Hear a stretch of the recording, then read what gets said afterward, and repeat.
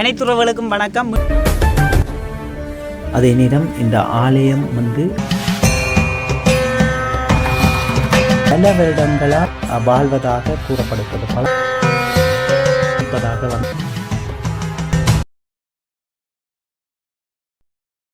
அனைத்து உறவுகளுக்கும் வணக்கம். மீண்டும் ஒரு காணொலியினூடாக உங்களை சந்திக்கிறேன். அந்த வகையில் இன்றைக்கு நாங்கள் எங்கே வந்திருக்கோம் அப்படின்னு பார்த்தீங்கன்னு சொன்னால், புங்குடி தீவில் அமைந்திருக்கிற ஒரு சிவன் ஆலயம் ஒன்று தான் இன்றைக்கு வந்திருக்கோம். அதாவது நாகதம்பிரான் ஆலயம் அழைக்கப்படுற ஆலயத்தை தான் இன்றைய காணொலியில் முழுமையாக பார்க்க போகிறோம். வாங்க வீடியோக்குள்ளே போகலாம். ஓகே, நாங்கள் இப்போ ஆலய நுழைவாயில் தான் இருக்கிறோம். ஆலய வளாகத்துக்கு போகலாம். தென்படுறது தான் அந்த ஆலயம். இது அந்த ஆலயத்துக்கு செல்வதற்கு ஆலய வளாகத்துக்கே அமைக்கப்பட்டிருக்கிற ஒரு வீதி ஒன்று.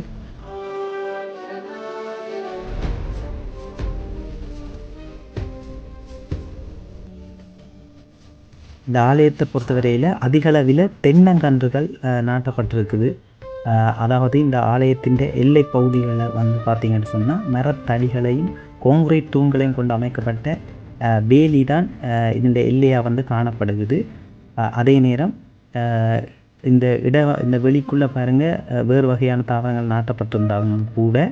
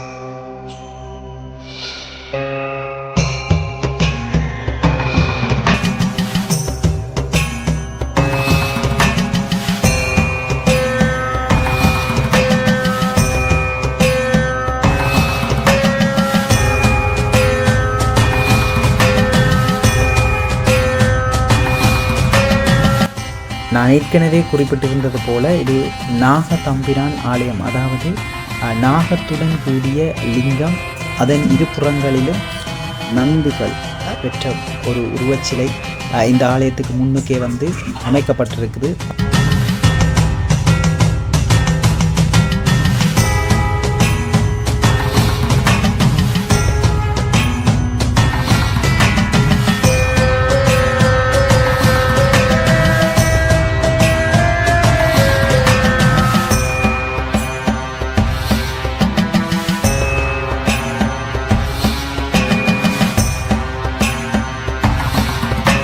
ஓகே, இப்போ நாங்கள் இந்த ஆலயத்துக்குள்ளே போய் பார்க்கலாம் வாங்க.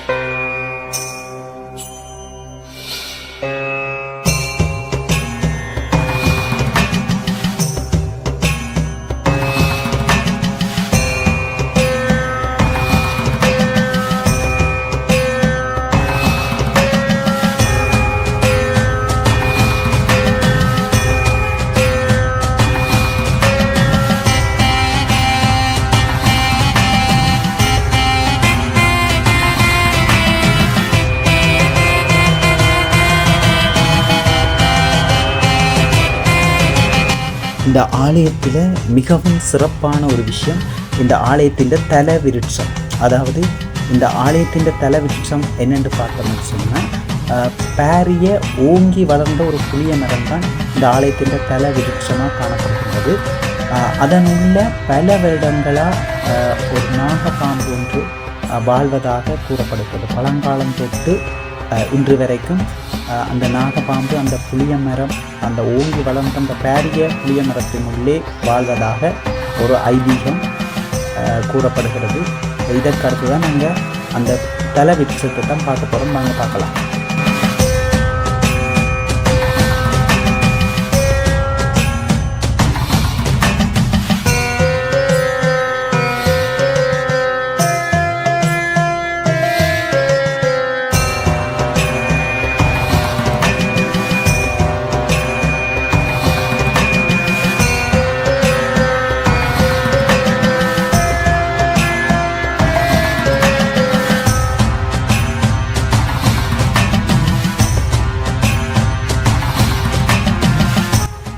இந்த ஆலயத்தின் தல விருட்சத்துக்கு கீழே நாகதம்பிரான் உருவச்சிலை அமைக்கப்பட்டிருக்குது.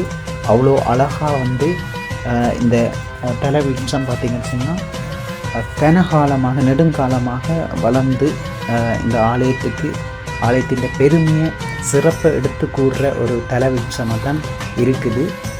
இதனுள்ளே தான் பல வருடங்களாக ஒரு பாம்பு ஒன்று, அதாவது நாகதம்பிரான், அதாவது சிவனுடன் இணைந்த நாகம், அதற்குரிய சிவனாக தோற்றமளிக்கின்ற அந்த நாகம்தான் இதனுள்ளே வாழ்வதாக கூறப்படுகிறது.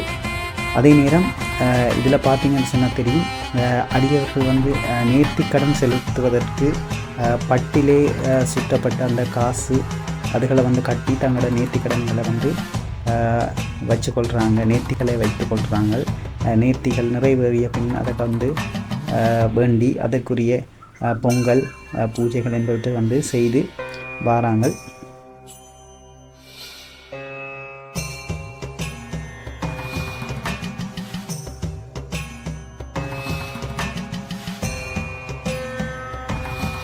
பெரிய ஒரு இடைவெளியை கொண்டதாக அந்த நாகம் இதனிலே தான் வசிப்பதாக கூறப்படுகிறது. இதை நாங்கள் அந்த தல விருட்சத்தை வடிவாக கிட்ட பார்க்கலாம் வாங்க.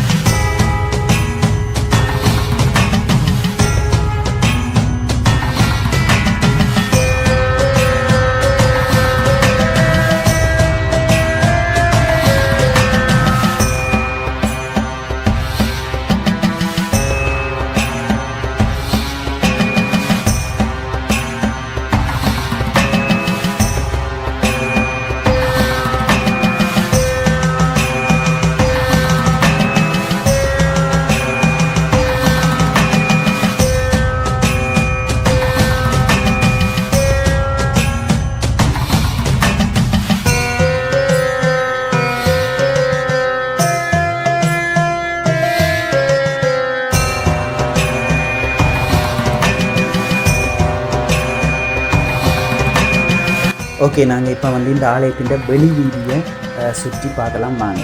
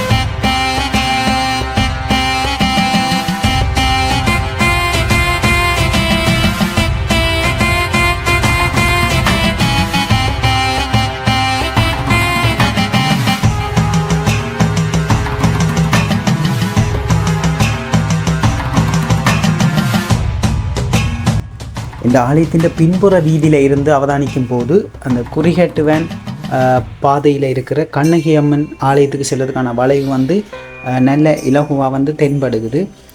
அதே நேரம் பார்த்திங்கன்னு சொன்னால் இந்த ஆலயத்துக்கு பின்புற வீதியில் பார்த்திங்கன்னு சொன்னால் ஃபுல்லாகவே பின்புற வீதிக்கு பின்னுக்கு ஃபுல்லாகவே வயல் வெளிகளாக இருக்குது. அதாவது ஒரு திறந்த வெளிகளாக இருக்கிறதால அந்த பிரதான வீதி அதனோட இணைந்த பகுதிகளை இலகுவாக பார்க்கக்கூடிய மாதிரி இருக்குது இந்த ஆலயத்தில் இருந்து பார்க்கும்போது.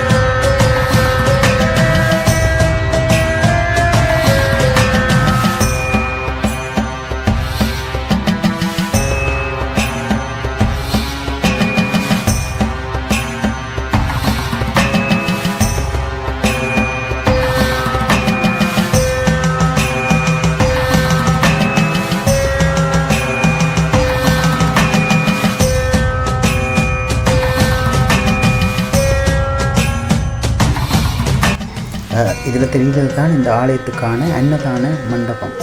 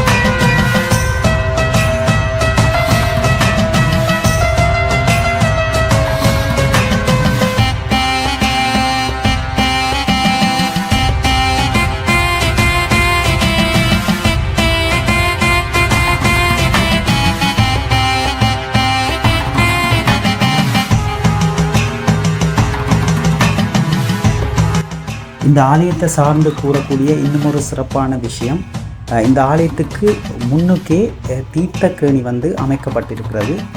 பார்த்திங்கன்னு சொன்னால் தெரியும், இந்த ஆலயத்துக்கு முன்னுக்கு அந்த ஆலயத்தின் அகலத்துக்கே ஃபுல்லாக வந்து இந்த தீர்த்தக்கேணி வந்து அவ்வளோ அழகாக அமைக்கப்பட்டிருக்குது. அநேகமான ஆலயங்களோட ஒப்பிடும்போது இந்த ஆலயத்தில் வந்து தீர்த்தக்கேணி இந்த ஆலயத்துக்கு முன்னுக்கு அமைக்கப்பட்டிருக்கிறது என்பது இதில் ஒரு சிறப்பான விஷயம். வாங்க இப்போ அந்த தீர்த்தக்கேணியை பார்க்கலாம்.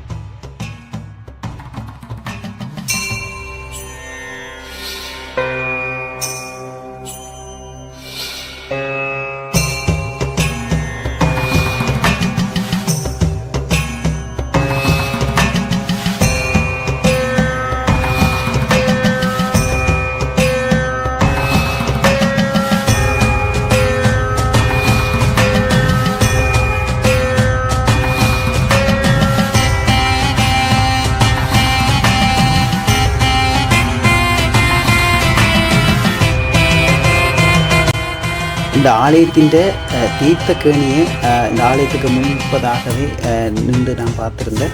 அவ்வளோ அழகாக இருந்துச்சு. இந்த ஆலயத்தின் பிம்பத்தை விழுத்தக்கூடிய வகையில், இந்த ஆலயத்தின் அகலத்துக்கு ஏற்ற வகையில் பெரிய அளவில் அமைக்கப்பட்டிருந்துச்சு இந்த தீர்த்தக்கேணி. அநேகமான ஆலயங்களில் வந்து தீர்த்தக்கேணிக்கு வந்து பெரிதொரு இடத்துல தான் அமைத்திருப்பாங்க தீர்த்தக்கேணி. ஆனால் இந்த ஆலயத்தை பொறுத்தவரையில் இந்த ஆலயத்துக்கு முன்பாகவே இருக்கிறது மிகவும் ஒரு அழகை கொடுக்குது இந்த ஆலயத்துக்கு. அதை விட இயற்கையான சூழலில் அமைந்த இந்த ஆலயத்துக்கு முன்பே இந்த தீர்த்தக்கரை இருக்கிறது மேலும் அழகை கொடுக்கக்கூடிய வகையில் வந்து அமைந்திருந்துச்சு. இதில் இருந்து பார்க்கும்போது அவ்வளவு அழகாக வந்து ரசிக்கக்கூடிய மாதிரி இருந்துச்சு.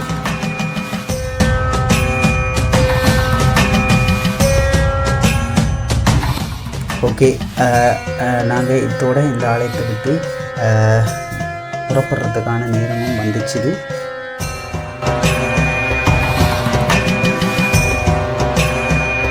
இதே போன்று இன்னும் ஒரு சுவாரஸ்யமான காணொலியுடன் உங்களை சந்திக்கிறேன். அது வரைக்கும் உங்களிடமிருந்து விடைபெறுவது உங்கள் சுஜிந்தன். சேனலை சப்ஸ்கிரைப் பண்ணுங்கள், லைக் பண்ணுங்கள், ஷேர் பண்ணுங்கள், கமெண்ட் பண்ணுங்கள். நன்றி, வணக்கம். Thank you so much.